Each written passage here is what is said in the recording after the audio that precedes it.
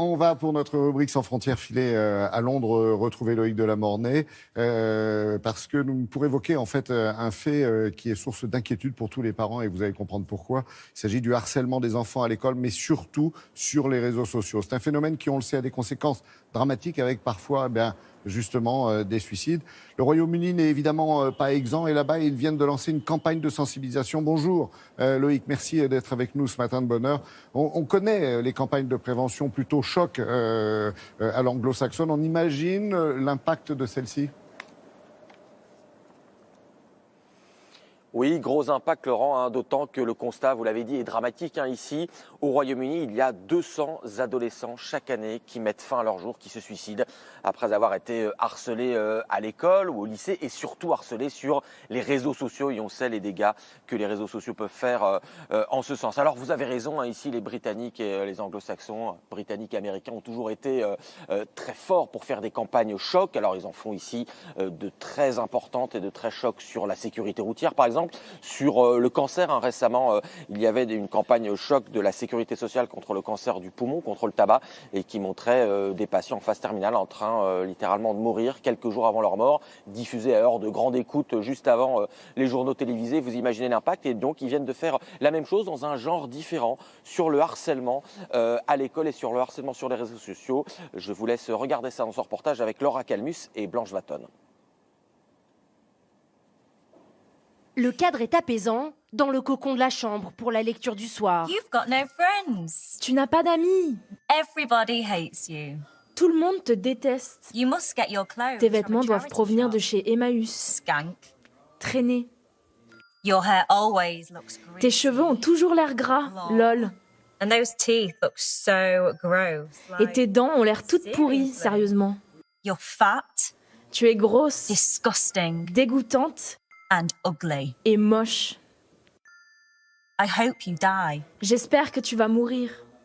Bonne nuit, Sleep tight, connasse. bitch. Des paroles glaçantes qui montrent ce à quoi peuvent être exposés les enfants avant d'aller se coucher. Car avec les réseaux sociaux, le harcèlement scolaire s'immisce désormais dans les maisons, terrorisant les jeunes jusque tard dans la nuit. Kate Middleton en a fait son cheval de bataille.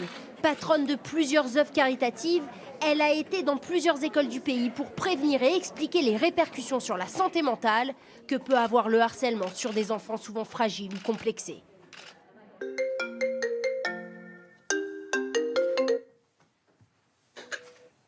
Hello, Prince William. Hello, Lady Gaga. Son mari, le prince William, s'implique aussi. Il a réalisé une vidéo dans laquelle il discute du problème avec la reine du pop, Lady Gaga, qui a elle-même été harcelée plus jeune.